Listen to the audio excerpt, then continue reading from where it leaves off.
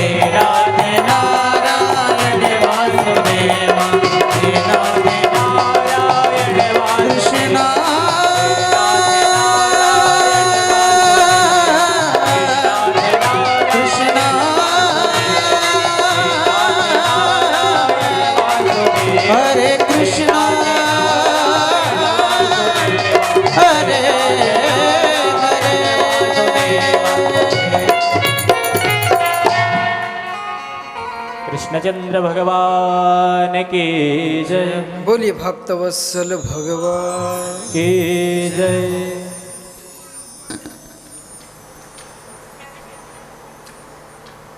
ब्रह्मा जी को बड़ा आश्चर्य लगा। देखते हैं सुखदेव परीक्षित को कथा श्रवण करा रहे। 7 दिन में होता क्या है, और 7वें दिन जब परीक्षित का मोक्ष हुआ, ब्रह्मा जी को परम आश्चर्य हुआ, ये कैसे हो गया। ब्रह्मा जी देवताओं से कहते हैं एक तराजू लगाओ, और उस तराजू में एक तरफ सारे साधन ब्रह्म ज्ञान, अष्टांग योग, सारे व्रत नियम, सारे तीर्थ,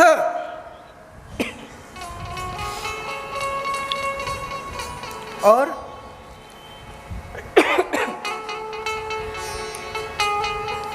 संसार के सारे किए गए पुण्य,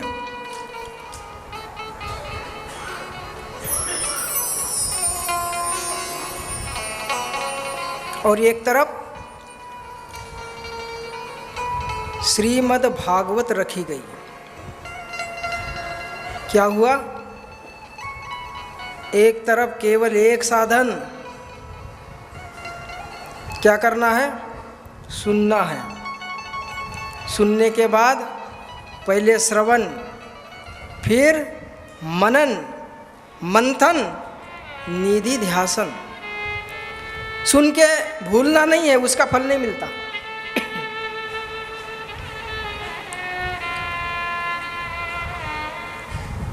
एक तरफ सारे संसार के साधन और एक तरफ केवल श्रीमद् भागवत। परिणाम ये हुआ, भागवत का पलड़ा भारी हो गया। तो ब्रह्मा जी ने कहा कि ये कैसे हुआ। तो कहते हैं इसका कारण ये है कि जिस समय भगवान श्री कृष्ण अपनी लीला समाप्त करके अपने वैकुंठ को जाना चाह रहे थे, उस समय उद्धव ने भगवान से प्रार्थना की, हे केशव, हे मधुसूदन, निर्गुण उपासना करना बड़ा कष्ट है। जो लोग सगुण का तिरस्कार करते हैं, देवी देवताओं को मानने से मना करते हैं, उनको निर्गुण की प्राप्ति तो होना बहुत दूर की बात है। लेकिन कर्म से भ्रष्ट होने का अपराध अवश्य उनको लग सकता है, जिसका परिणाम भयंकर हो सकता है। क्यों? शरीर तो साकार है। जो लोग अपने वेद मत को छोड़कर, अपने शास्त्रों के मत को छोड़कर अन्य मतों का अवलंब करते हैं, वो उसी प्रकार से है जैसे कोई कुलीन स्त्री अपने पति को छोड़कर जार पुरुष का आश्रय ग्रहण करती है, उसकी सद्गति नहीं हो सकती। स्वधनम निधनम श्रेय परधर्म भयावह, दूसरे का धर्म भय को देने वाला है। इसलिए अपने धर्म में मरना भी मोक्ष है। जिन देवताओं के द्वारा हमारा जीवन चलता है उन्हीं को हम नहीं मानेंगे। सूर्य, चंद्र, अग्नि, पवन, जल, ये सब भी तो देवी देवता ही है। धरती, आकाश, और इन्हीं के संगठन से हमारे शरीर का निर्माण हुआ और हमारे हर एक इंद्रियों पर देवताओं का वास है। आँखों में सूर्य का निवास है, वाणी में सरस्वती, हाथों में देवराज इंद्र का निवास है, पैरों में भगवान विष्णु का वास है। मस्तक की और पैरों की पूजा क्यों होती है जानते हैं? मस्तक में भगवान शिव का वास है और पैरों में भगवान विष्णु का वास है, इसलिए दोनों जगह पूजा होती है। और जिससे जो देवता रुष्ट हो जाता है ना, बस उसका वही अंग, कभी मुंह टेढ़ा तो एक किसी से पैरालाइज, लकवा आदि में तो आधा शरीर।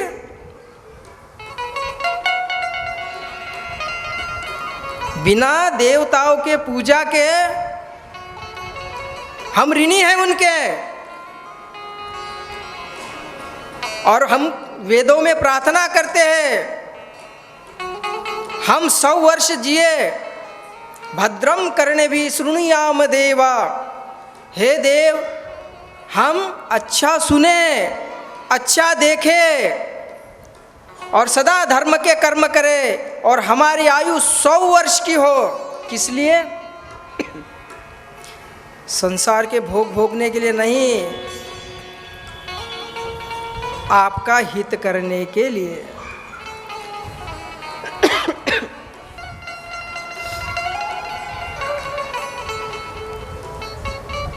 तो उद्धव कहते प्रभु निर्गुण मत बड़ा कठिन है, संभव नहीं है। उसमें तो वैराग्यवान यति लोग, संन्यास धारण करने वाले संत ही चल सकते हैं। गृहस्थ आश्रम तो विषमता से भरा हुआ है, वहाँ समता कहाँ से आ सकती है? एक गृहस्थ आश्रम में स्थिर पुरुष माता बहन पुत्री पत्नी सबको एक जैसा कैसे मान सकता है? कभी ऐसा हो सकता है क्या? उसकी ब्रह्म दृष्टि कैसे हो सकती है? वो कैसे ब्रह्म ज्ञान में स्थित होगा? उसको तो सुबह से शाम तक और शाम से लेकर सुबह तक विषमता से ही उसका जीवन भरा हुआ है, ज्ञान में कैसे रह सकते हैं? इसलिए निर्गुण मत कष्ट साध्य है। आप दूसरा उपाय करिए। तो भगवान ने क्या किया? अपने तेज को श्रीमद् भागवत में स्थापित कर दिया। तो ब्रह्मा जी कहे ये बात पहले कहना था ना कि ये भागवत नहीं है, ये तो साक्षात गोविंद है, साक्षात पालनहार विष्णु है, तो इनसे बड़ा दुनिया में कौन है? इनके आगे कौन सा साधन है? भगवान यदि चाहे और संकल्प करे, एक क्षण में, निमिष में, एक निमिष उसको कहते हैं हमारी आंखें बंद हो जाए और खुल जाए, उतने देर में भगवान सारे संसार के पापियों को वैकुंठ ले जा सकते हैं। कोई लेखा जोखा नहीं, कोई दंड नहीं। तो जो भगवान के चरणागत हो जाते हैं, भगवान के आश्रित हो जाते हैं, बस उनके सारे संसार के भवबंधन नष्ट हो जाते हैं। बस एक बार उसको शरण में आना चाहिए। हर खुशी मिल जाएगी तुझे, चरणों में झुक जाने के बाद कुछ नहीं बिगड़ेगा तेरा, हरि शरण आने के बाद। कुछ नहीं बिगड़ेगा तेरा, हरि शरण आने के बाद। कुछ नहीं बिगड़ेगा तेरा, हरि शरण आने के बाद।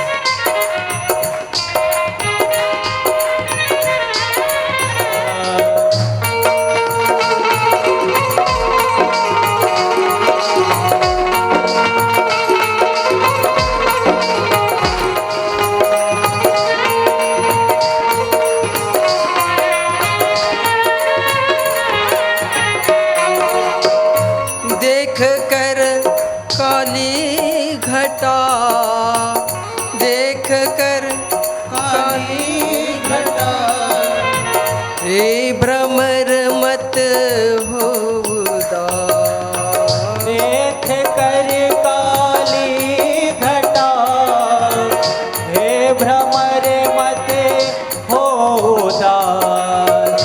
बंद कलियां भी खिलेगी, बंद कलियां भी खिलेगी, रात ढल जाने के बाद। कुछ नहीं बिगड़ेगा तेरा, हरि शरण जाओ।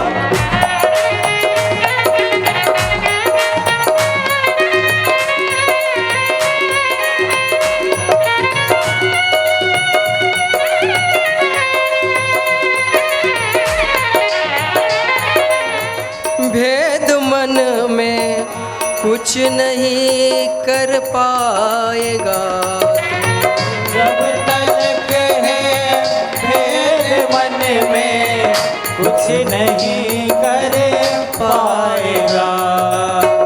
भेद मन में कुछ नहीं कर पाएगा।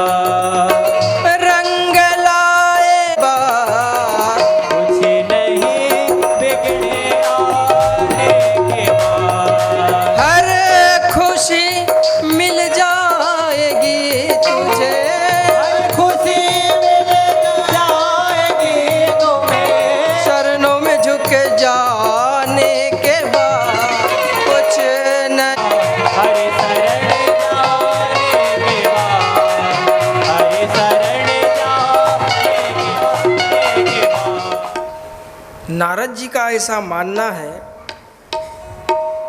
कि जो सुख शांति तीर्थों से भी नहीं मिलती, वो कथा से मिलती है। उनका अपना अनुभव है। ब्रह्मलोक में निवास करने वाले नारद जी तीर्थाटन करने जाते हैं। अहम तुम पृथ्वी या तो ज्ञात्वा सर्वात्मामिति, पुष्करम च प्रयागम च काशी गोदावरी तथा श्रीरंग सेतु बंधनम एवमादिषु तीर्थेषु ब्रह्ममान इतस्ततः। और क्या हुआ? सारे तीर्थों में नारद जी घूमे, लेकिन शांति नाम की चीज कहीं नहीं मिली। और आप क्या सोचते हैं? ये नारद जी का अनुभव है, आपका भी है। आपका भी ऐसा ही काम है। कैसे? जो लोग तीर्थ जाते हैं तो जाने की हड़बड़ी, जहाँ रुकना है धर्मशाला, लॉज, होटल देखने की हड़बड़ी। अब तीर्थों में जाते हैं तो क्या देखते हैं? पंडाओं के दोष। फिर तीर्थों में गए तो घर वापस आने की जल्दी। शांति कहाँ है? कथा में है। नारद जी कहते हैं मेरे साथ एक बड़ा अद्भुत दृश्य हुआ। तीर्थाटन करते करते जब मैं वृंदावन पहुंचा, जमुना किनारे, तो वहाँ एक देवी, जो दिव्य देवी है, उसके पीछे और 100 से भी अधिक देवियाँ हैं। सब दिव्य अलंकार धारण की हुई है, सबका रूप बड़ा सुंदर है। लेकिन उसमें से जो सबसे बड़ी देवी है, उसको बाकी 100 देवियाँ कोई पंखा डुला रही, कोई सांत्वना दे रही, और वो जो दिव्य देवी है वो रो रही है। कैसा अद्भुत दृश्य है। अब किसको सुख माने? कोई सुंदर रूप को सुख मानता है, भाई सुंदर रूप हो, इससे बड़ी क्या बात हो सकती है। दूसरी बात, घर में खूब अपार धन हो, उससे बड़ी बात क्या हो सकती है। तीसरी बात, युवावस्था हो। यूँ तो ये 6 चीज़ें अहंकार को देने वाली है, सुंदर रूप, ज्ञान, घमंड आ जाता है, युवावस्था और कोई पद। देखो, साधन वही है जो तुम्हारे अंदर बच्चे जैसी सरलता आ जाए, बालक बन जाओ। भगवान के सामने अहंकार के लिए कोई जगह नहीं है। ये सब सुख के साधन नहीं है। साधन सुख के मन दुखी रही अधूरी बात। कोई ज़रूरी नहीं है सुख के साधन हम एकत्रित कर दें और वो साधन सुख पहुंचाए। नौकर चाकर हो ज़्यादा तो सुखी, खूब धन। नारद जी बड़े विचित्र दूर खड़े होके मुस्कुरा के देखते हैं, मेरे तो कुछ समझ में नहीं आता। ये देवियाँ पैर से लेकर सर तक सोने से लदी हुई है, एक से एक हीरा मणि माणिक्य इनके शरीर अलंकार में शोभायमान है, फिर भी रो रही है। दिव्य परिधान पहने हुए हैं, सुंदर रूप है, युवा अवस्था है, लगता तो है कि स्वर्ग की देवियाँ है। आज तक तो धरती वाले यह समझते हैं कि स्वर्ग में बहुत सुख है, लेकिन असली बात यह है कि जब वहाँ भी कोई राक्षस खड़ा हो जाता है तो देवराज कंदराव में मारे मारे फिरते हैं। सुख कहाँ है? नारद जी ने सोचा हम तो संत है, अपने को क्या लेना देना। जब तक कोई अपने से दुख का प्रयोजन न बताए, नारद जी चलने लगे। तो उस देवी ने देखा, अरे ये तो नारद जी है, संत का दर्शन अवश्य ही मेरे कष्ट का समाधान हो जाएगा। उस देवी ने कहा, भो भो साधु शनं तिष्ठं मच्चिन्तामपि नाशय दर्शनं तव लोकस्य सर्वतागहरं परम। अरे संत जी, एक क्षण ठहर जाइए। संतों का एक क्षण का दर्शन भी कई पापों का नाश किए जाता है। ठहर जाइए। रुक गए, किसी ने रोका तो रुक गए। देवी तुम कौन हो? ये तुम्हारे पीछे सैकड़ों देवियाँ कौन हैं? बड़े घराने की लगती हो, हमको तो पता नहीं, लगता है स्वर्ग की हो। दुखी क्यों हो, क्यों रो रही हो, बार बार आकाश और पाताल दसों दिशाओं को क्यों देख रही हो? और एक बात मैं और विचित्र देख रहा हूँ, तुम्हारे सामने दो पुरुष लेटे हुए हैं जिनके सर के बाल बिल्कुल बगुलों की तरह सफेद हो चुके हैं। तुम किसके लिए रो रही हो? तुम कौन हो?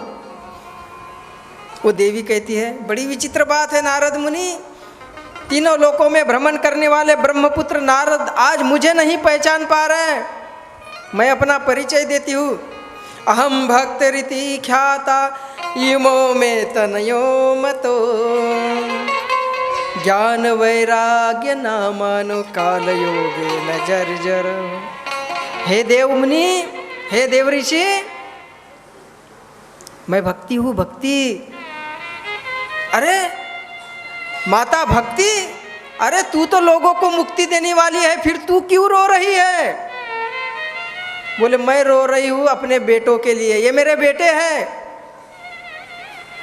समय ने इनको बुढ़ापे में ला दिया। होना तो यूँ चाहिए कि माता बूढ़ी हो और बेटे जवान, उल्टा हुआ। मैं तरुणी और ये बूढ़े हो गए। बोले ये कैसे हुआ? बोले यूँ तो मैं उत्पन्ना द्रविड़े साहम वृद्धि कर्नाटके गतः क्वचित क्वचित महाराष्ट्रे गुर्जरे जीर्णताम गतः। द्रविड़ में उत्पन्न हुई, कर्नाटक में बड़ी, महाराष्ट्र में कहीं कहीं मेरी बहुत मान्यता हुई, इसलिए महाराष्ट्र में बहुत सारे संत हुए गृहस्थ आश्रम में। गृहस्थ आश्रम में रहकर उन्होंने उस पदवी को प्राप्त किया जो एक गुफा में रहकर एक योगी प्राप्त नहीं कर सकता। कोई ज़रूरी नहीं है। हमारा मन कहाँ है? गुफा में तो चूहा भी रहता है, तपस्या नहीं करता। लेकिन घर में रहने वाला भक्त यदि उसका मन भगवान में लगा है, उसका घर वैकुंठ है। और कहा है भागवत में, जहाँ भागवत होती है तद्ग्रहम तीर्थ रूपस्य वसताम पापनाशनम। वो जगह, वो घर तीर्थ रूप बन जाता है। क्यों? जिस समय भागवत की कथा शुरू होती है, आपको क्या लगता है कि कथा सुनने के लिए आप ही लोग आते हैं? आप तो दिखाई देते हो। कितने लोग ऐसे हैं जो आंखों से नहीं दिखाई देते, वो भी कथा सुनते हैं। ऋषि, ब्रह्म ऋषि, तीर्थ, वो लोग भी गुप्त रूप से भगवान की कथा श्रवण करने आते हैं। तो जिस जगह तीर्थ ही पहुंच जाएंगे तो वो जगह क्या हो जाएगी? तीर्थ रूप हो गई। गंगा, यमुना, सरस्वती, कावेरी, कृष्णा, गोदावरी, नर्मदा, सब का आगमन हो जाता है। और वहाँ आप ये मत सोचना आप पांडाल में बैठे हैं। यूँ तो सारा ब्रह्मांड ही विराट पुरुष का शरीर है, भगवान श्री कृष्ण का, विष्णु का शरीर है। आप दिन भर में जहाँ भी कहीं आते जाते हैं तो भगवान के शरीर, जैसे छोटा सा बालक माता की गोद में खेलता है, पिता की गोद में खेलता है, ऐसे ही हम दिन भर रात भर यहाँ संसार में जो भी कार्य कर रहे हैं भगवान के गोद में ही है। बस फर्क क्या है? हम समझ नहीं पा रहे। संसार की छोड़ो, कथा क्या है? कथा का विस्तार भगवान का शरीर है, श्री विग्रह है। जो कथा में बैठा है, कथा में नहीं बैठा है। कहाँ बैठा है? वो तो गोविंद की गोद में बैठा है। बस हमको देखना है, समझना है कि हम कहाँ बैठे हैं। मैं भक्ति हूँ। समय के फेर से मैं भी बूढ़ी हो गई थी गुजरात में जाकर, लेकिन जब वृंदावन में आई तो मैं तरुणी हो गई, मेरे बेटे बूढ़े हो गए। अब आप उपाय करिए, और इनको युवावस्था प्रदान करिए। नारद जी ने ज्ञान के कान से अपना मुख लगा के वेदांत घोष किया, वेद की ऋचाएँ पढ़ी, नहीं उठे। गीता पाठ किया मुहुर्मुहुर बार बार, अर्थात तात्पर्य क्या है? वेदों का अध्ययन करने से भी ज्ञान उत्पन्न नहीं हो सकता। बार बार गीता पाठ करने से भी नहीं, वेदांत का श्रवण करने से भी नहीं, तो ज्ञान तो असंभव हो गया। ये कैसे हो सकता है? क्यों? क्या आप अपने दैनिक जीवन में देखते नहीं हैं कितने लोग दिन भर गीता पाठ करते हैं और पाठ पूरा होते ही फिर ऐसा भयंकर क्रोध उनको आता है।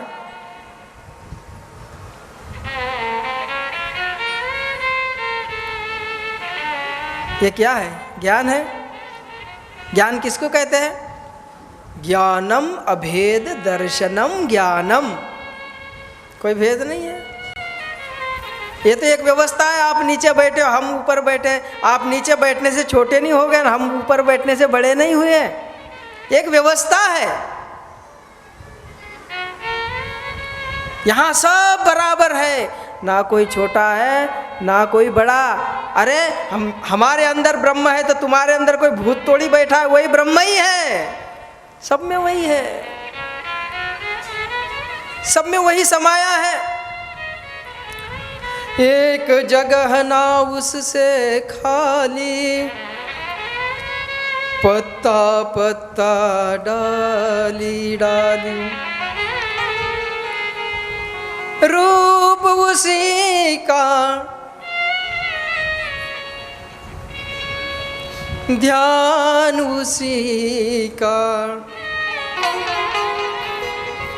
पशु पक्षी इंसान सबके मन में बसा भगवान। एक भी जगह उससे खाली नहीं है, सब में वही है। फिर दिखता कब नहीं है? दिखता तब नहीं है जब हमारे मन में भेद आ जाता है।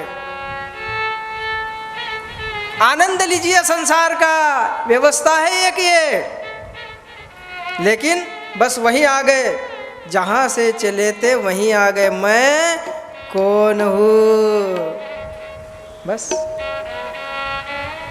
व्यवहार का पालन करिए, समाज के नियमों का पालन करिए, उसमें कोई कमी नहीं आना चाहिए। लेकिन बस एकांत में बैठ के अपने आप का चिंतन भी करिए।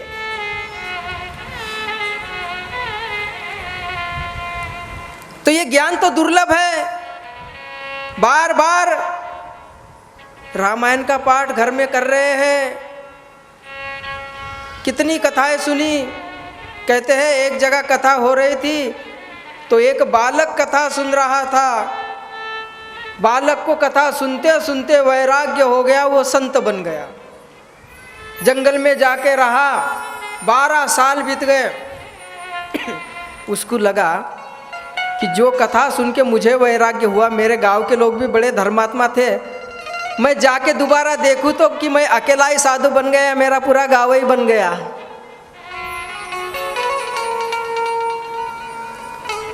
वापस आया, कथा चल रही थी, उस कथा में वो बैठा, लोगों ने बड़ा स्वागत किया। लेकिन उसने वही देखा जो 12 साल पहले बैठकर कथा सुन रहे थे, वही लोग आज भी बैठ के सुन रहे हैं। लेकिन वैराग्य नाम की कोई कैसे होगा? इतना आसान नहीं है संसार। जमराज तो बड़ी बड़ी विकराल दाढ़े लेके तैयार है, आओ चबाऊंगा, नरक में डालूंगा। और कलयुग में बुद्धि कम है, औडंबर ज़्यादा। जो सरल साधन संतों ने बताया, जिस साधन से उन्होंने भगवान को दास बनाया, वो साधन कलयुग को रुचता नहीं है। कलयुग के जीव भगवान के नाम पर विश्वास नहीं करते और बड़े बड़े साधनों पर विश्वास करते, जो होना उनके लिए संभव ही नहीं है। जो होना संभव है, अरे उस मुरलीधर को एक बार प्रेम से पुकारो तो वो तो तुम्हारे पास ही बैठा है, देखते कहाँ हो। तू संग में था नित मेरे, ये नैना देख न पाए, चंचल माया के रंग में ये नैन रहे उलझाए। जितने भी बार गिरा तूने पग पग मुझे उठाया। सुमिरन करे मेरे मन में सुख भरे आया, तेरी कृपा को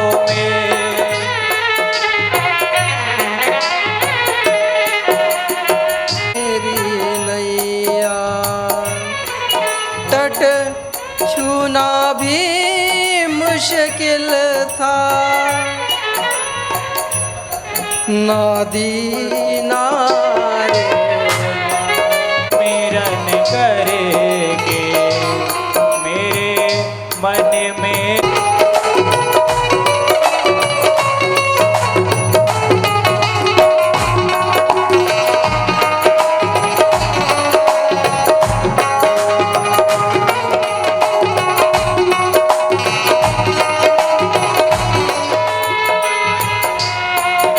जीवन भर लोग गीता पाठ करते हैं, वेदांत का श्रवण, और किसी साधन का विश्वास मत करना। विश्वास यदि करना है तो भगवान के चरण का विश्वास करो, भगवान का विश्वास करो, शंका नहीं। बस आपका अहित कोई नहीं कर सकता।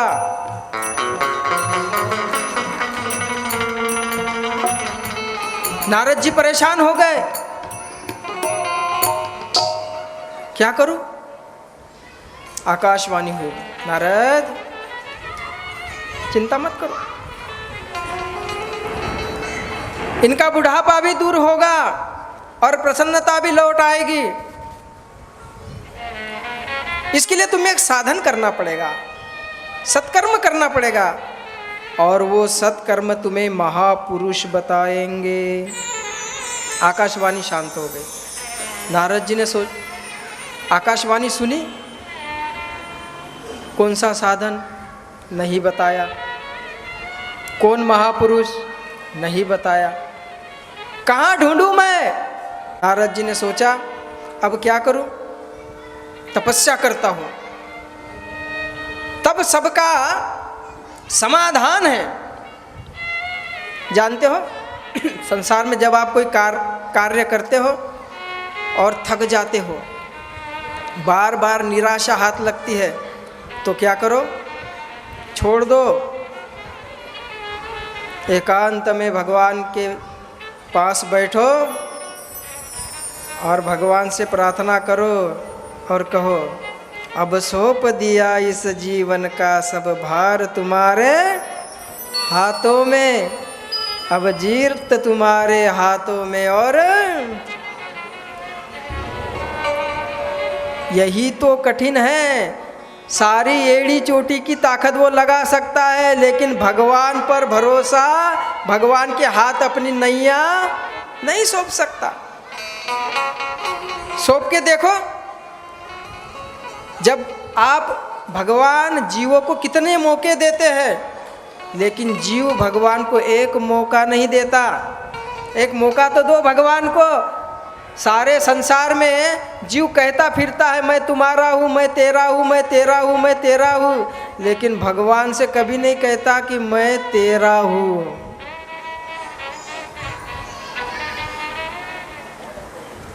अब क्या किया जाए?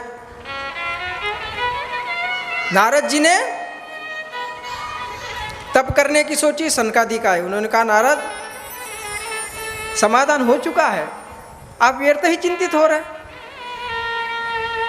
क्या समाधान है? समाधान है श्रीमद् भागवत महापुराण। और आप इतने अनभिज्ञ कैसे हो सकते हैं? आपने भी तो स्वयं ब्रह्मा जी से सुना है। इसका पारायण करिए आप। जो फल तपस्या, योग, समाधि से भी प्राप्त नहीं हो सकता, 7 दिन भक्ति भाव से नियम पूर्वक कथा जो श्रवण करे, अनायास उसका न योगेन समाधिनः तत्फलम लभ्यते सम्यक् खलु केशव कीर्तनात्। 1 साल भर कोई समाधि लगाता है, उसका जो फल बनता है, साल भर जो उपवास करके शरीर सुखाता है, उसका जो फल बनता है, उसका फल प्रेम गदगद वाणी से अगर आप एक बार भगवान के नाम का स्मरण करते हैं, मिल गया। एक बार राम राम सबको ही कहे और दशरथ कहे न कोई, एक बार दशरथ कहे कोटि यज्ञ फल होय। दशरथ का अर्थ ये 10 इंद्रियां, ये शरीर के एक रथ है। 10 इंद्रियों को एकत्रित करके अनन्य भाव से गदगद वाणी से एक बार भी भगवान का नाम स्मरण किया जाए तो समझ लो आपने 6 महीने की समाधि लगा ली, साल भर उपवास कर लिया, करोड़ों रुपयों का दान कर दिया, असंख्य अन्नदान कर दिया। कहाँ करें महाराज कथा? गंगा किनारे आनंद नाम का घाट है, सुंदर बालू बिछिए, वहाँ आप कथा करिए, बहुत अच्छी बात है। नारद जी सनकादिकों के साथ वहाँ गए, कथा आरंभ हुई। ज्ञान यज्ञ करिष्यामि सुख शास्त्र कथोज्ज्वलम भक्ति ज्ञान विरागानां स्थापनार्थ प्रयत्नतः। सनकादिक कहते हैं नारद, ये भागवत की कथा धन्य है, धन्य है, धन्य है। जो लोग बार बार इसका श्रवण करते हैं उनके सारे पाप नष्ट हो जाते हैं, और अंत काल में जिसके कंठ से इस कथा का संपर्क हो गया वो वैकुंठ का अधिकारी हो गया, उसको वैकुंठ प्राप्त हो जाता है। और जिन लोगों ने कथा नहीं श्रवण की या जीवन भर जो कथा नहीं सुनते हैं, उनका क्या होता है? अजन्म मात्रमपि येन सटेन किंचित् चित्तं विधाय शुक शास्त्र कथा न पीता चांडालवच खरवद द्वततेन नीतम मिथ्या स्वजन्म जननी जनि दुख भाजा। जिसने कभी भी एक शब्द भी अपने कानों से श्रीमद् भागवत कथा का श्रवण नहीं किया, उसका जीवन व्यर्थ है, उसका शरीर बोझ है। जैसे गधा बोझा ढोने के लिए पैदा होता है, वैसे वो अपने माता को प्रसव पीड़ा देने के लिए ही इस धरती पर पैदा हुआ। यत् फलम नास्ति तपसा न योगेन समाधिनः अनायासेन तत्सर्व सप्ताह श्रवण लभे।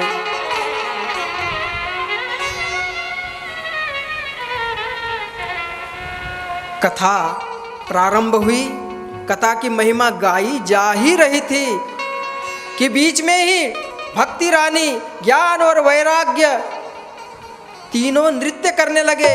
जब कथा का प्रारंभ ही हुआ था, उसी समय ज्ञान वैराग्य का बुढ़ापा दूर हो गया था। तीनों नृत्य करते हैं। भक्ति सुतो तो गृह तरुणो गृहीत्वा प्रेमेक रूपा सहसा विराशित श्री कृष्ण गोविंद हरे मुरारे नाथेति नामानि मुहुर्वदन्ति।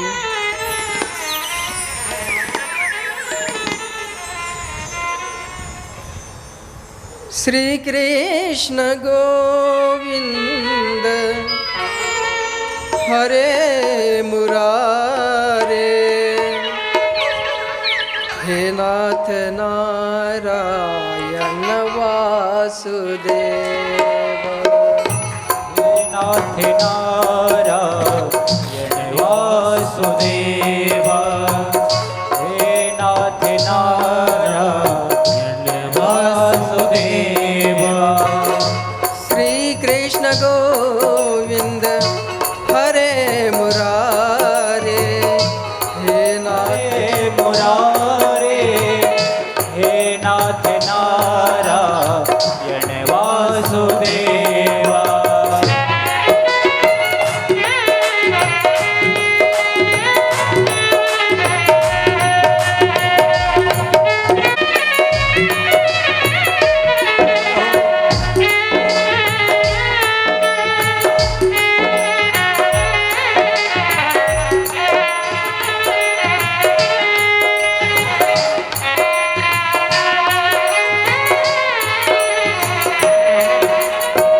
हे नाथ नारायण वासुदेव हे नाथ नारायण वासुदेव।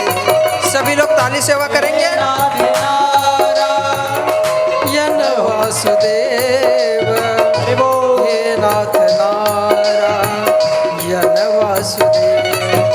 नारायण वासुदेवा हे नाथ वासुदेव श्री कृष्ण गोविंद हरे मुरारे हे नाथ नारायण वासुदेवा।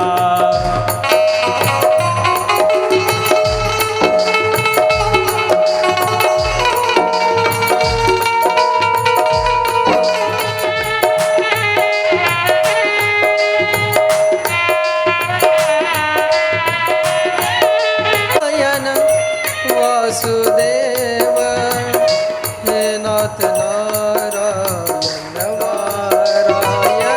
वासुदेव। हे नाथ नारायण गोविंद हरे मुरारे हे नारायण वासुदेवा। हे नाथ नारायण वासुदेवा। हे नाथ नारायण वासुदेवा। बोलिए भक्तवत्सल भगवान। जय भक्ति रानी ने कहा हे प्रभु हम कहाँ निवास करें। सनकादिक कहते हैं भक्तेषु गोविंद स्वरूप करती। हे भक्ति रानी तू तो भक्त को साक्षात गोविंद बनाने वाली है। प्रेमेक धर्त्री भवरोग हंत्री। भक्तों को भगवत प्रेम प्रदान करने वाली है, भवरोग का नाश करने वाली है। इसलिए तुम भक्तों के हृदय में निवास करो निरंतर। और भक्ति रानी भक्तों के हृदय में प्रतिष्ठित हो गई। श्रीमद् भागवत के महात्म्य में दो कथाएं आती हैं। एक ज्ञान वैराग्य का बुढ़ापा दूर करने वाली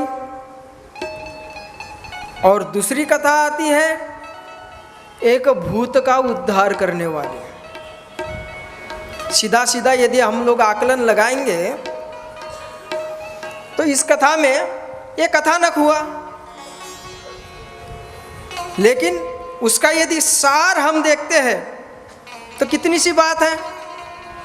भक्ति रो रही थी, ज्ञान वैराग बूढ़े थे, नारद जी गए, सनकादिकों को बुलाया और कथा करवाई और ज्ञान भक्ति वैराग्य फिर से प्रसन्न हो गए, तरुण हो गए। अर्थात अगर हमारा ज्ञान वैराग्य धीमा पड़ने लग जाए तो कथा सुननी चाहिए।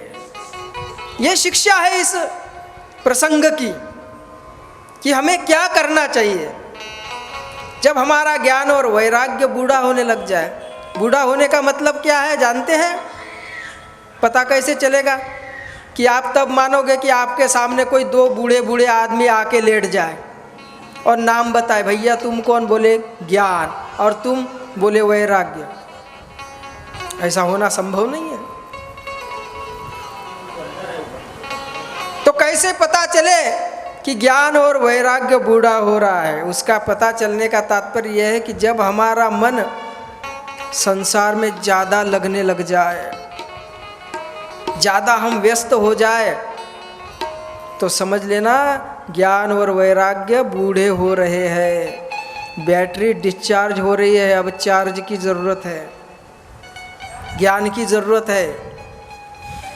दूसरी कथा आती है, यदि सीधे सीधे आपको बताया जाए तो एक बात समझ ली। एक गांव में एक पंडित जी रहते थे, बड़े धनी पंडित थे, विद्वान थे, लेकिन धन था, विद्वत्ता थी, गांव में मान प्रतिष्ठा थी। किस बात की कमी?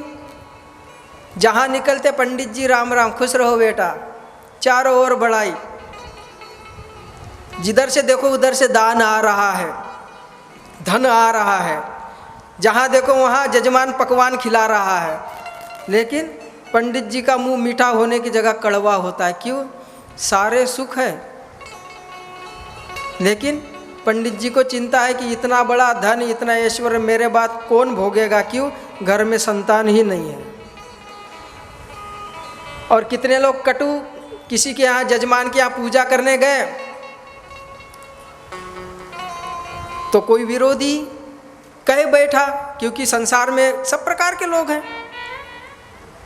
कहता है अरे तुम लोग इस पंडित से पूजा पाठ करा रहे हो, ये तो निपुता है, इसके द्वारा किए गए सारे कर्म निष्फल है, कोई फल नहीं देंगे। क्यों? बोले जब इसके घर में लगा हुआ पेड़ ही फल नहीं दे रहा तो तुम्हारे कर्म करके इसको क्या फल, तुमको क्या फल मिलेगा?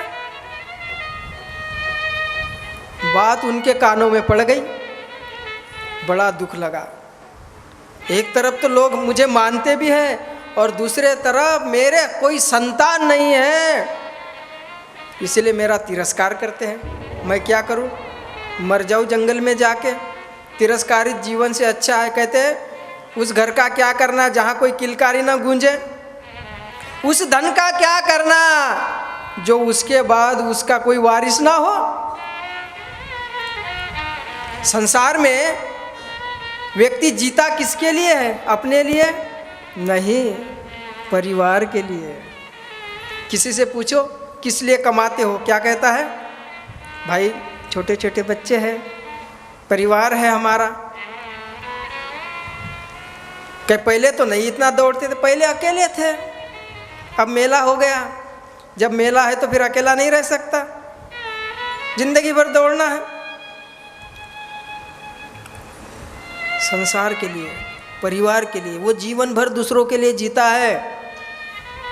लेकिन आश्चर्य की बात यह है, वो जीवन भर जिनके लिए करता है वो एक दिन कहते हैं कि तुमने क्या किया। एहसान बता नहीं सकते, क्यों? ये तो सारी दुनिया ही करती है, तुम अकेले ही थोड़ी हो। और जिसके लिए बहुत किया वो बहुत मानने को तैयार नहीं, ऐसा संसार है। और जिसके लिए थोड़ा किया, थोड़ा सा, उसका भी अलाउंस होता है, थोड़ा। उस थोड़े को भगवान बहुत मानने को तैयार है, लेकिन उसके लिए जीव बहुत नहीं करना चाहता। 23 घंटा संसार के काम करते हैं, एक अटैची पैसा दे दो 2000 के नोट का, रात भर नींद नहीं आएगी। एक माला फेरने बैठ जाओ तो शुरू हो जाते हैं, पता ही नहीं चलता माला कब गिरी। कहाँ है आदमी? जिसके लिए बहुत करते हैं, जीरो, आंकड़ा है ही नहीं, आंकड़ा नहीं है वहाँ। संसार गोल है, जीरो है, आंकड़ा नहीं है। और आंकड़ा किधर है? ब्रह्म की तरफ, वो एक है, दो नहीं। एको हम द्वितीयो नास्ति ना भूतो ना भविष्यति। लेकिन बुद्धिमानी किसकी है? तुम्हारा जीरो किसी काम का नहीं। अगर तुम अपने जीरो को गिनती में लाना चाहते हो, उस एक के साथ जुड़ जाओ। अब 10 नंबर हो गए, 100 नंबर हो गए, जीरो बढ़ाते जाओ, लाख हो गया, करोड़ों हो गया, अरबों हो गया, खरबों हो गया। कब हुआ? जब वो एक मिला तो हुआ। जब तक वो एक नहीं मिलेगा तुम किसी काम के नहीं, संसार किसी काम का नहीं है। उस एक को ही तो मिलाना है, वही तो आंकड़ा है, उसी को मिलाओ, तभी तुम्हारा जीरो काम का है।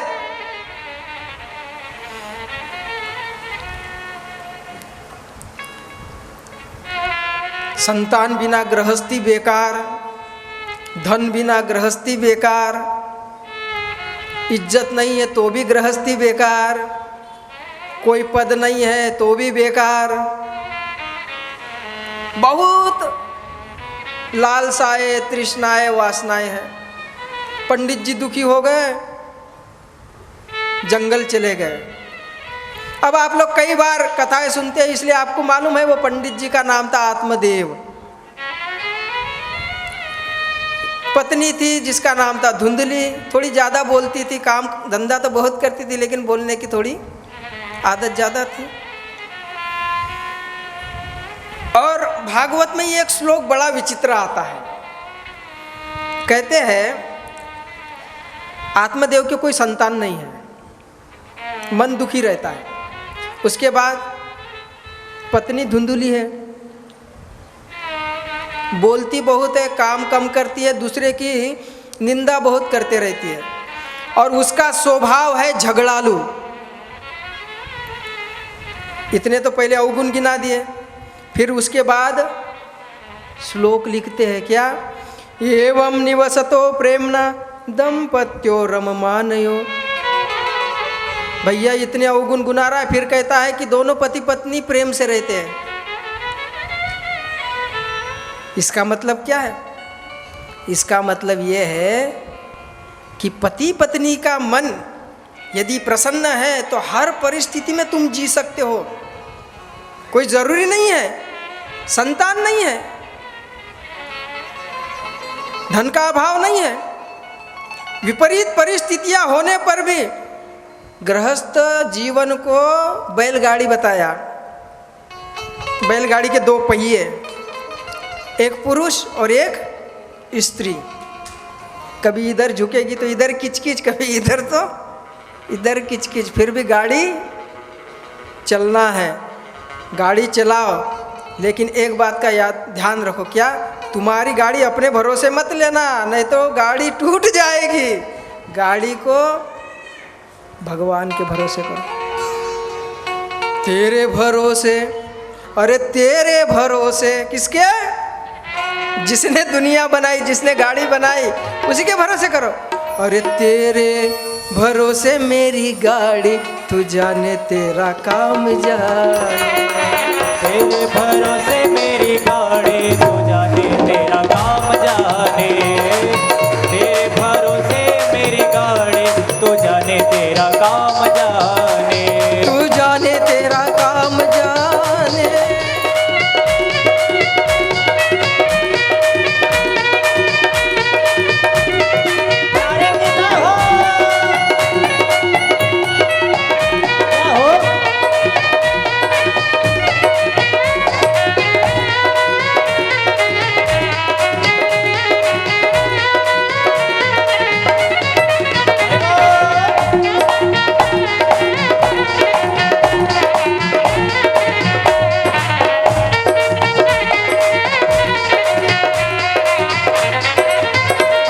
समय नहीं है अपने पास। तो सुन रहे हैं भागवत में है क्या, ये तो समझो। क्या है ये कथाएं? जैसे तुम्हारा जीवन है वही कथाएं है, और कोई अलग से कुछ भी नहीं है। ऐसा कोई बहुत भारी कुछ भी नहीं जो समझ में ना आए। ऐसा क्या है कि जो समझ में नहीं। पत्नी झगड़ालू है फिर भी प्रेम से रहते हैं, कितनी बढ़िया बात है। पत्नी अच्छी नहीं है, झगड़ालू है, तो मतलब समझ रहे हो ना, समझदार हो आप लोग। प्रेम से रहना है, समझौता करो, परिस्थिति से भागना नहीं है, सामना करना है। और जानते हो गृहस्थ आश्रम में जो गृहस्थ घर कहा गया है वो महिलाओं के कारण ही कहा गया है। जो गृह शब्द है वो स्त्रीवाचक है, नहीं तो कहते बिनु घर नी घर भूत का डेरा। और शास्त्र में स्त्री को पुरुष का अर्ध अंग बताया गया है, उनके बिना उसको कोई फल नहीं मिलता। धार्मिक कर्म में सहयोगी होने के कारण उसको सहधर्मिणी कहा गया है। इसीलिए शास्त्र कहता है स्त्री का परित्याग गृहस्थ आश्रम वासियों को नहीं करना चाहिए, बहुत विशेष परिस्थिति हो तब, अन्यथा नहीं करना चाहिए। क्यों? जिस समय थोड़ी थोड़ी गलतियां देखकर जो स्त्री का त्याग करता है उसी समय उसके धर्म का परित्याग हो जाता है, उसको भयंकर दोष लगता है। एक राजा के यहाँ एक ब्राह्मण पहुंचा दरबार में, कहा महाराज मेरी गुहार सुनिए। कहो ब्राह्मण क्या बात है? महाराज मेरी पत्नी का कोई अपहरण करके ले गया। आपकी पत्नी का अपहरण हो गया? आप हुलिया बताइए कैसी थी आपकी पत्नी? महाराज पहले आप मुझे वचन दो कि आप मुझे मेरी पत्नी को ढूंढ के ला के देंगे। बोले ठीक है, आप हुलिया बताइए। बोले महाराज उसका शरीर नाटा है, छोटे छोटे हाथ है, देखने में कुरूप है और एक नंबर की गुस्सेल है, बहुत गुस्सा आता उसको, बहुत क्रोधी है। राजा कहता है अरे ब्राह्मण देव तुम अपने पत्नी का हुलिया बता रहे हो कि उसकी बुराइयां गिना रहे हो? बोले नहीं वो ऐसी है, मैं हुलिया ही बता रहा हूँ। बोले मेरी समझ में ये नहीं आता। राजा कहता है कि जब इतने अवगुण तुम उस स्त्री में बता रहे हो तो फिर तुमको तो खुश होना चाहिए, अच्छा हुआ बला गई। तुम क्यों उस पत्नी को ढूंढवाना चाहते हो जो कुरूप हो, कुटिल हो, झगड़ालू हो, क्रोधी हो? बोले महाराज तुम शास्त्र को नहीं जानते, स्त्री कैसी भी हो गृहस्थ आश्रम में बिना उसके यज्ञ तप अनुष्ठान पूजा पाठ नहीं हो सकता, मुझे कोई फल नहीं मिलेगा। अरे स्त्री कुरूप की बात छोड़ो, वो तो यदि मिट्टी की मूर्ति भी हो तो भी फल देने वाली है। राम जी ने सोने की मूर्ति बनाई थी ना यज्ञ में सीता जी की, भूल गए? बहुत महत्व है स्त्रियों का इस संसार में, शक्ति का प्रधान अंग माना गया है। इसलिए समाज में उनकी इज्जत होना या करवाना हमारा दायित्व है, धर्म है। ना खुद तिरस्कार करे ना किसी के द्वारा तिरस्कार होने दे।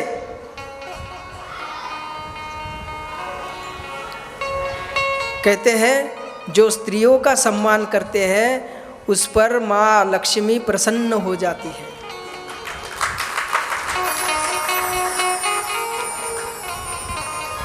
राजा कहता है तो मैं क्या करूं? आप ढूंढो मेरी पत्नी को। ठीक है, राजा ढूंढने गया। संजोग से बात यूं थी कि राजा ने भी अपने पत्नी का त्याग कर दिया था, रानी का। राजा थोड़ा अलग विचारधारा का व्यक्ति था, संकुचित विचारधारा का। पता लगाते लगाते जंगल पहाड़ी ढूंढते ढूंढते कहाँ ढूंढे, कौन ले गया, कहाँ रखा, क्या पता। उसने सोचा मैं तो ढूंढ नहीं सकता, लेकिन जंगल में जो योगी ऋषि होते हैं उनके पास जाने से मुझे पता चल जाएगा। वो ध्यान में देखकर बता सकते हैं कि मेरी पत्नी का हरण किसने, उस ब्राह्मण की पत्नी का हरण किसने किया। राजा एक ऋषि के आश्रम में प्रवेश करता है, तो जैसे ही राजा को आश्रम में प्रवेश करते ऋषि ने देखा, राजा देवताओं का अंश माना जाता है, आदर का पात्र है, अपने शिष्य को आदेश दिया, वत्स जाओ, कोई राजा आ रहा है, अर्घपाद्य ले आओ। अर्घपाद्य जैसे वो लेके आया, राजा थोड़ी और पास आया तो उस ऋषि ने कहा, बेटा अर्घपाद्य वापस ले जाए, इसका अधिकारी नहीं है ये।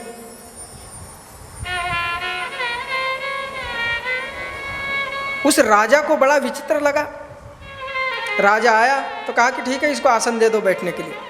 आसन दे दिया, साधारण आसन, बैठा, प्रणाम किया, कहा ऋषिवर आप तो ज्ञानी है, योगी है, मैं राजा हूँ, आप धर्म को भी जानते हैं, फिर आपने मेरे साथ ऐसा व्यवहार क्यों किया? कैसा व्यवहार राजन? महाराज राजा है, हम बुद्धिमान हैं, हमने देखा जब हम आ रहे थे तो आप अपने शिष्य से अर्घपाद्य का सामान मंगाया था, लेकिन पता नहीं आपके मन में क्या आया, आपने वो लौटा दिया। ऋषि मुस्कुराए और कहते हैं, राजन सुनना चाहते हो? बोले हाँ। जब तुम हमारे आश्रम में प्रवेश कर रहे थे तब हमने देखा कि कोई महान राजा आ रहा है, लेकिन जैसे तुम पास में आए तब हमने अपनी दिव्य दृष्टि का प्रयोग किया कि ये राजा कैसा है, धर्मात्मा है, अधर्मी है, इसके प्रति आदर दे के हम अनुचित तो नहीं कर रहे। जब हमने दिव्य दृष्टि का प्रयोग किया तब हमको पता चला कि तू तो स्त्री का अपमान करने वाला है, तूने अपने पत्नी का त्याग किया है, इसलिए तू धर्म से भ्रष्ट हो चुका है, इसलिए अर्धपाद्य का अधिकारी नहीं। राजा कहता, महाराज मुझसे बहुत बड़ी गलती हो गई, मुझे क्षमा कर दीजिए, मैं जाते ही पुनः रानी को अपने घर ले आऊँगा, बस अब आप मुझ पर यह कृपा कर दीजिए, उस ब्राह्मण की पत्नी कहाँ है, उसका हरण करके कौन ले गया, मुझे ये बताइए। बोले राजन उसका हरण एक राक्षस करके ले गया है और इस जंगल में, इस पहाड़ी पर वो रहता है, वो तुम्हारे राज्य में रहता है, इसलिए मन से तुम्हारा आदर करता है, तुम जाओ उसके पास, तुम्हारे जाते ही वो तुम्हें उस ब्राह्मण पत्नी को लौटा देगा। राजा बताए गए स्थान पर गया, राक्षस ने देखा कि राजा आ रहा है, तुरंत उसके सामने हाथ जोड़कर गया, महाराज आप अतिथि बनकर मेरे यहाँ पधारे हैं, बैठिए, कहिए मैं आपका क्या प्रिय कार्य करूं? राजा कहता, अरे राक्षस तू तो बड़ा विनम्र है। बोले हूँ तो मैं दुष्ट महाराज, लेकिन आप हमारे राजा हैं, अतिथि है, तो धर्म को तो मैं भी मानता हूँ, कहिए आप अतिथि हैं, मैं आपका क्या प्रिय करूं? बोले ये बताओ तुम काम क्या करते हो? बोले मेरा काम यह है, मैं लोगों की अच्छी बुद्धियों को खाता हूँ और उसमें गलत धारणाएं पैदा करता हूँ, नकारात्मक सोच को पैदा करता हूँ, सकारात्मक सोच को खा जाता हूँ, किसी की पत्नी का हरण कर लेता हूँ, किसी के पुत्र का हरण कर लेता हूँ और इन लोगों को खा जाता हूँ। लेकिन आपका भाग्य अच्छा है, उस ब्राह्मणी को मैंने खाया नहीं। बोले क्यों? बोले जब मैं हरण करके उसको ले गया तो वो तो इतनी क्रोधी है, इतनी मुझे गालियाँ दे रही थी कि मैं तो डर गया, वो अभी सुरक्षित है। हाँ, तो हमारा आदेश है कि तुम ऐसा करो, मुझे 3 बातों का वचन दो। बोले कहिए महाराज, आप जो कहेंगे सो होगा। बोले पहली बात, उस ब्राह्मणी को लौटाओ। दूसरी बात, उस ब्राह्मणी का जो कुटिल विचार है, जो नकारात्मक सोच है, और केवल उसकी नहीं, जिस रानी का मैंने त्याग किया उसकी भी सोच ऐसी थी। तो इन दोनों की नकारात्मक सोच को तू खा जा, नष्ट कर दे और उनमें सद्बुद्धि भर दे। और तीसरी बात, मुझे अपने कंधे पर बिठाकर अपने राज्य पहुंचा। ऐसा ही होगा महाराज, जैसा आप कह रहे, और वैसा ही हुआ। इसीलिए कहा गया है शास्त्र में, स्त्री का त्याग करना धर्म से भ्रष्ट होना है।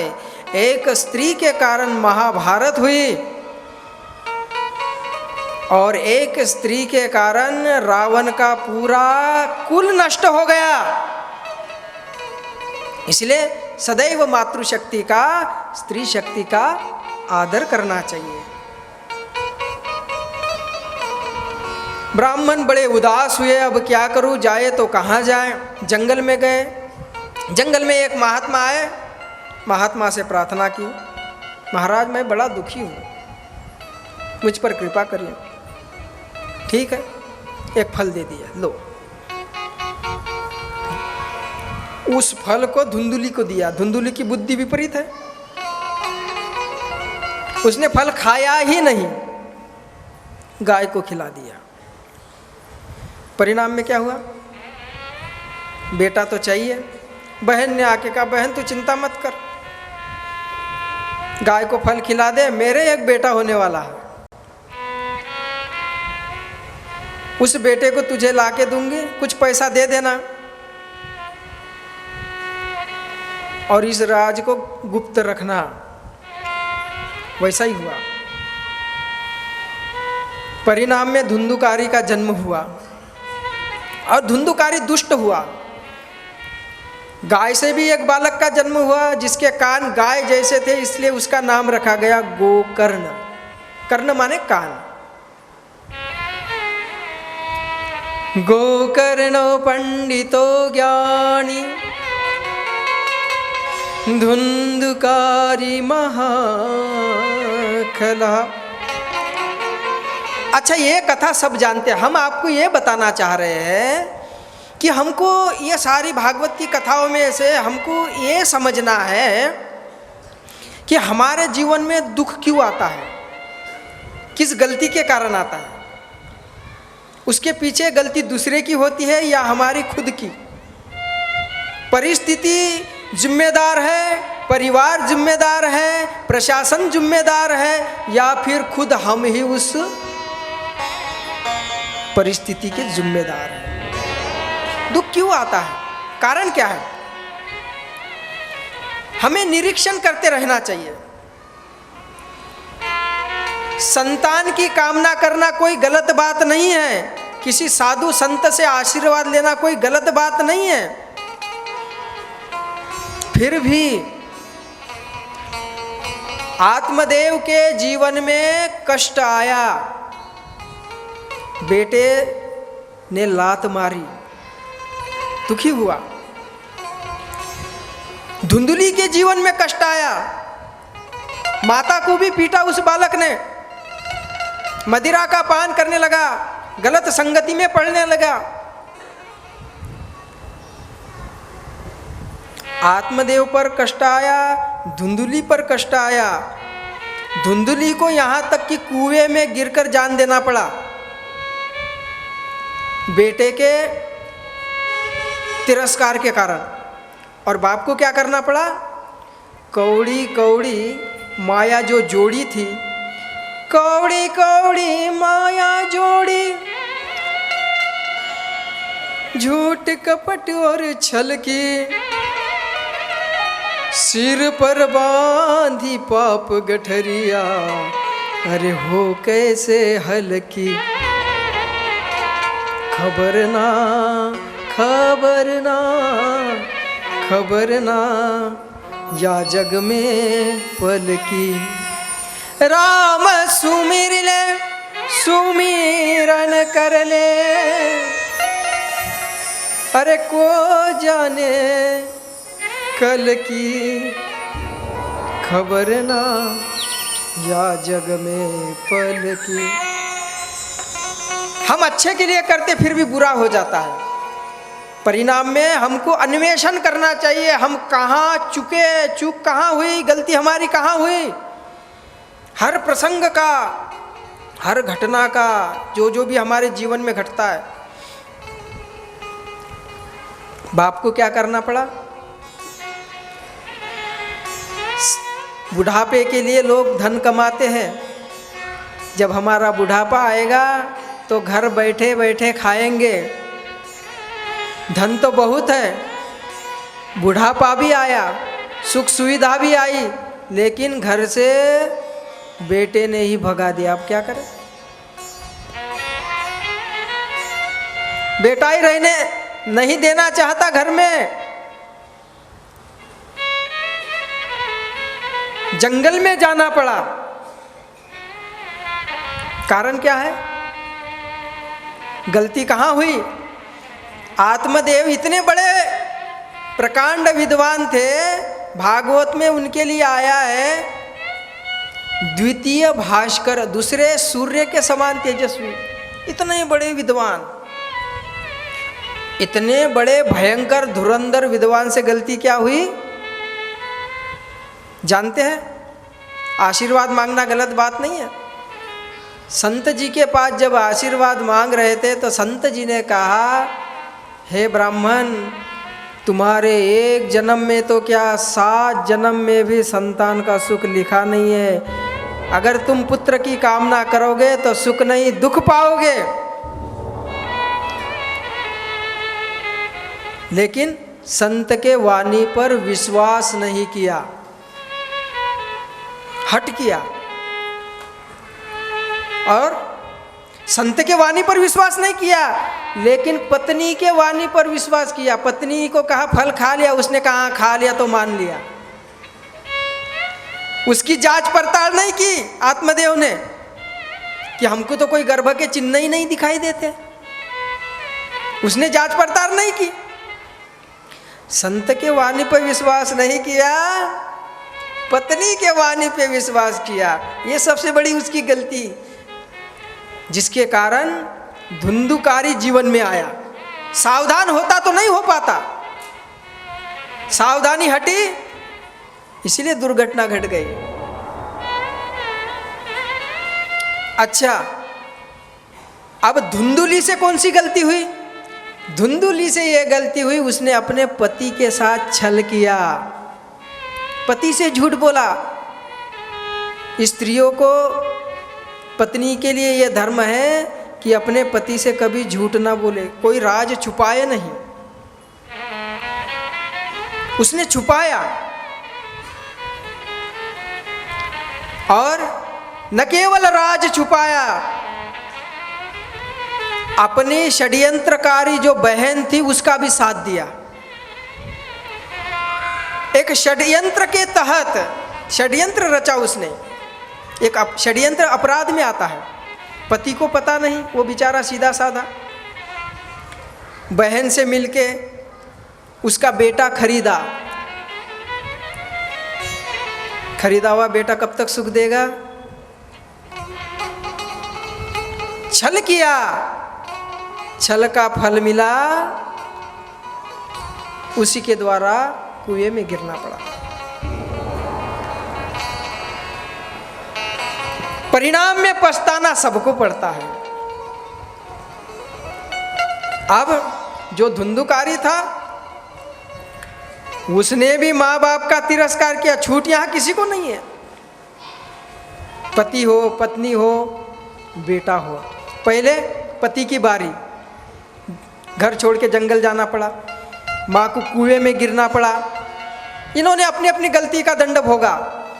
अब तीसरी बार बारी थी धुंधकारी की, वो नीच बालक जिसने अपने माता पिता को ऐसा कठोर दंड दिया, यातना दी, उसका क्या हो सकता है।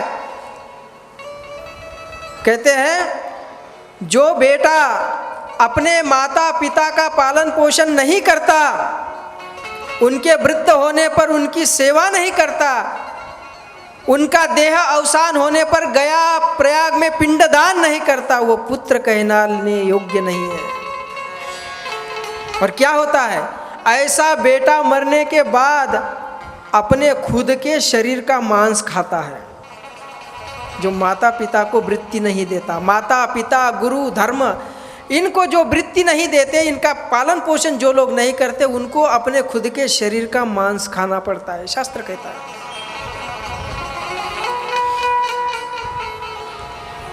जिसने माता पिता को कष्ट दिया, उसको तड़प तड़प कर 5 वेश्याओं ने मार डाला, भयंकर पिशाच भूत बना।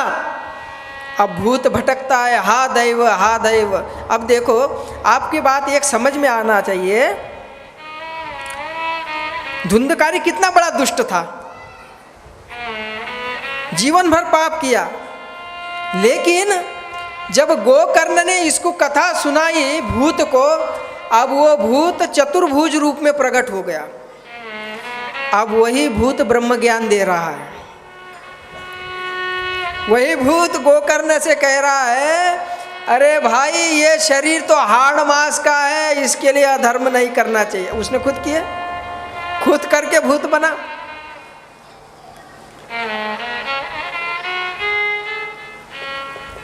कहने का तात्पर्य, हम इस संसार में सुख या दुख जो भी भोगते हैं, सब अपने कर्म का दंड है, कर्म का फल है। इसलिए कर्म का फल सब जानते हैं, लेकिन कर्म के मर्म को कोई कोई जानते हैं। जब हमारे सामने कोई दुख आता है, तुरंत विचार करो कि ऐसा हमने क्या किसके साथ व्यवहार किया होगा,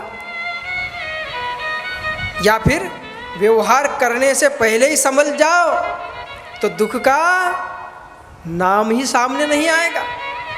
तो ये भागवत यही सिखाती है कि कर्म करो, सावधानी से करो। चाहे आप पुत्र हो तो माता पिता के प्रति कैसा व्यवहार करो, यदि आप इस पत्नी हैं तो पति के प्रति कैसा व्यवहार हो, यदि आप पिता हैं तो पत्नी और पुत्र के प्रति कैसा व्यवहार हो। ये हमारा जो दैनंदिन जीवन है, इसमें हमें कैसे जीना चाहिए, कैसे रहना चाहिए, समाज में कैसा रहना चाहिए, कैसी बात करनी चाहिए, क्या देखना चाहिए, क्या देखना नहीं चाहिए, क्या सुनना चाहिए, क्या नहीं सुनना चाहिए, कहाँ जाना चाहिए, कहाँ नहीं जाना चाहिए, कहाँ बैठना चाहिए, कहाँ नहीं बैठना चाहिए, ये सारे कर्म श्रीमद् भागवत सिखाता है। 2 प्रकार के लोग होते हैं, एक अपने बल पर कर्म करते हैं और दूसरे प्रकार के लोग भगवान के भरोसे कर्म करते हैं। अपने बल पर कर्म करने वाले लोग जो होते हैं, वो बंदर का बच्चा, देखा ज्ञान, बंदर का बच्चा बंदरिया से चिपक के रहता है, बंदरिया बड़ी बड़ी छलांग लगाती है, बेटा छूटा तो गिरेगा तू, खोपड़ी तेरी फूटेगी, छोड़ना मत, जिम्मेदारी मेरी नहीं तेरी है। तो जो लोग अपना कर्म करते ज्ञान के भरोसे, उनकी जिम्मेदारी खुद की। और दूसरा बच्चा होता है बिल्ली का। बिल्ली उस बच्चे को जैसे ही मुंह में पकड़ती है, वो अपने चारों हाथ पैर ऐसे कर देता है, जहां ले जाना है,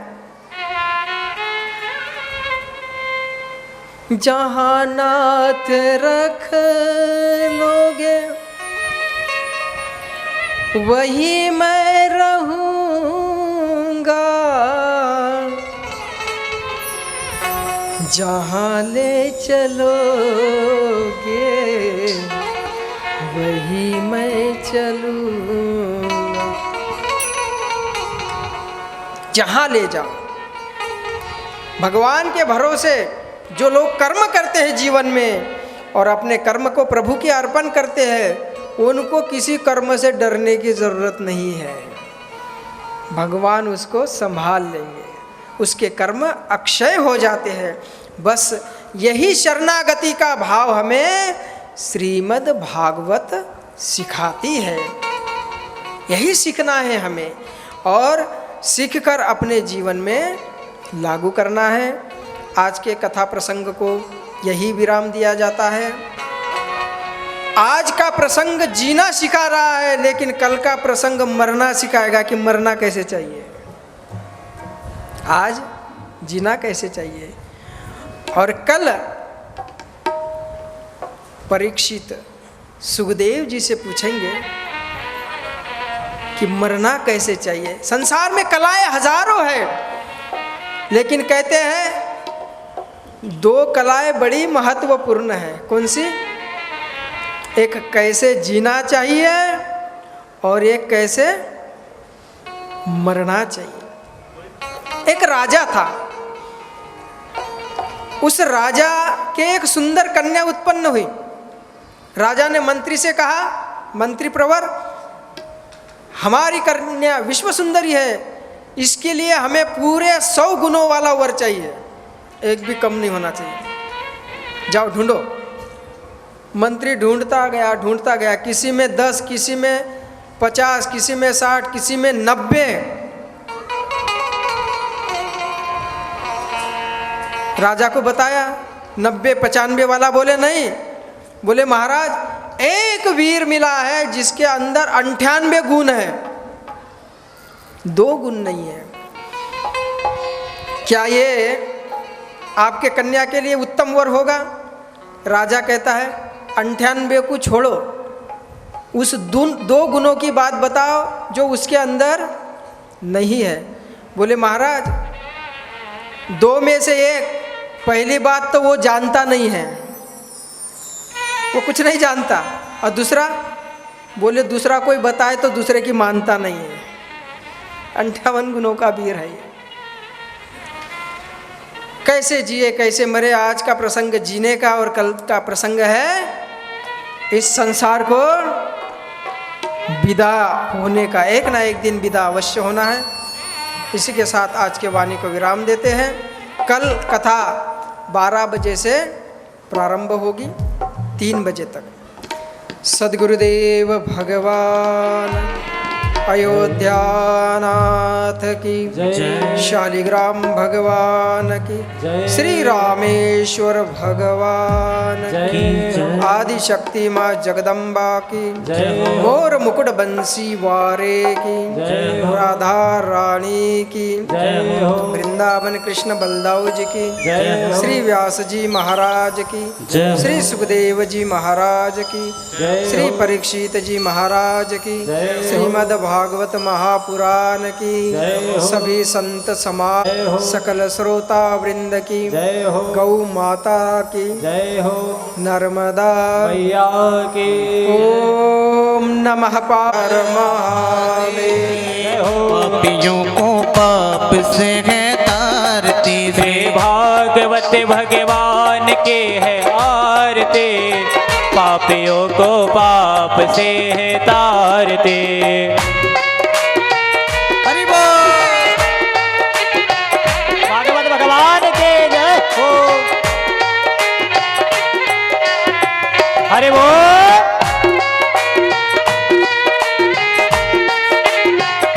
भाव से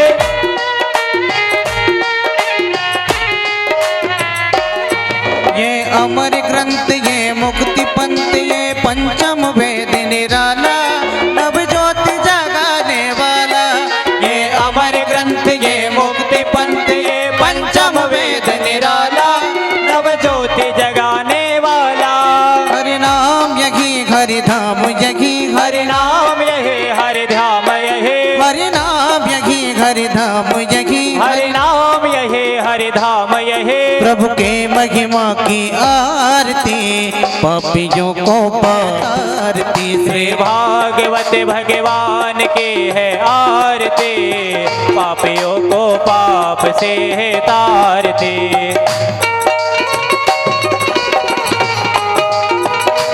जय हो।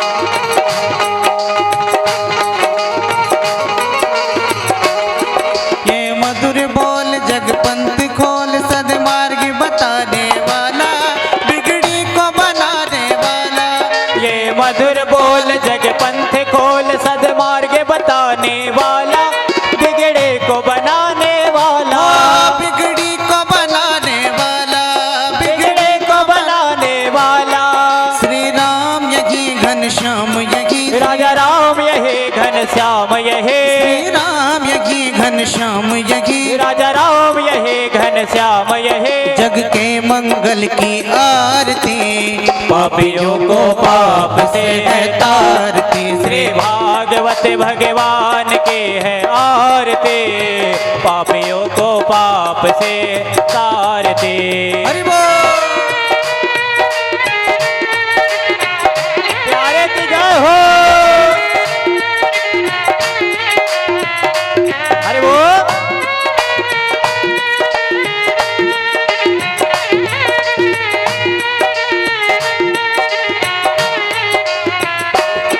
ये शांति गीत पावन पुनीत पापों को मिटाने वाला, हरि दर्श कराने वाला।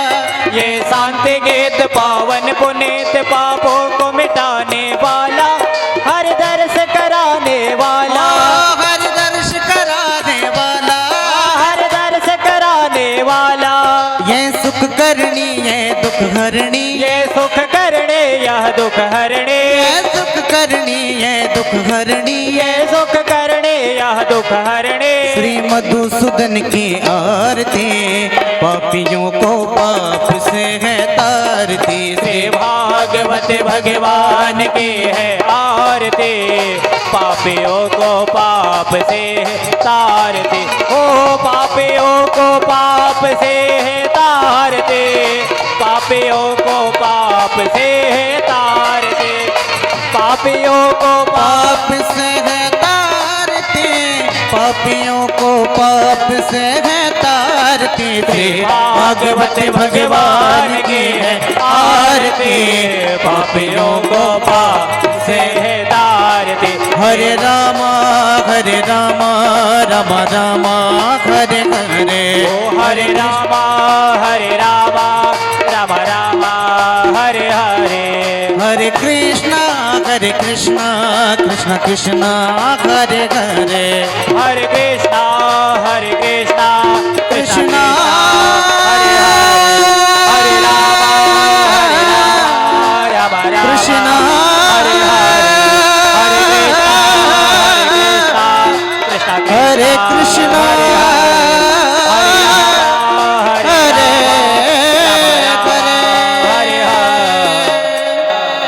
देवास्तान धर्मान् प्रथमान्यासन्नातेह नागम महिमानः शचन्त यत्र पूर्वे शाद्याः सन्ति देवाः।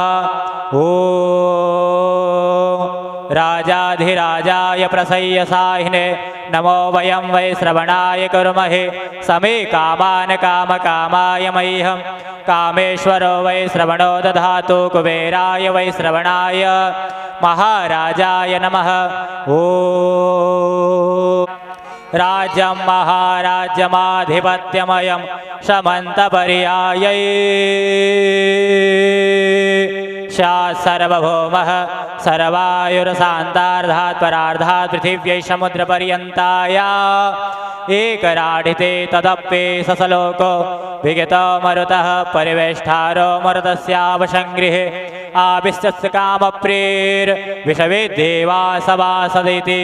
ॐ विषवतस्य क्षोरोत। ॐ एकदन्ताय विद्महे वक्रतुण्डाय धीमहि तन्नो दन्तिः प्रचोदयात्।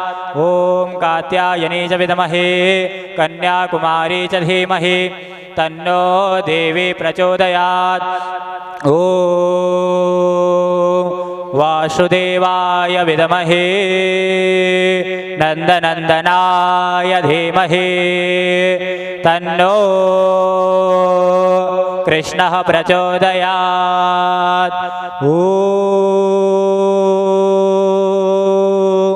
तत्पुरुषाय विद्महे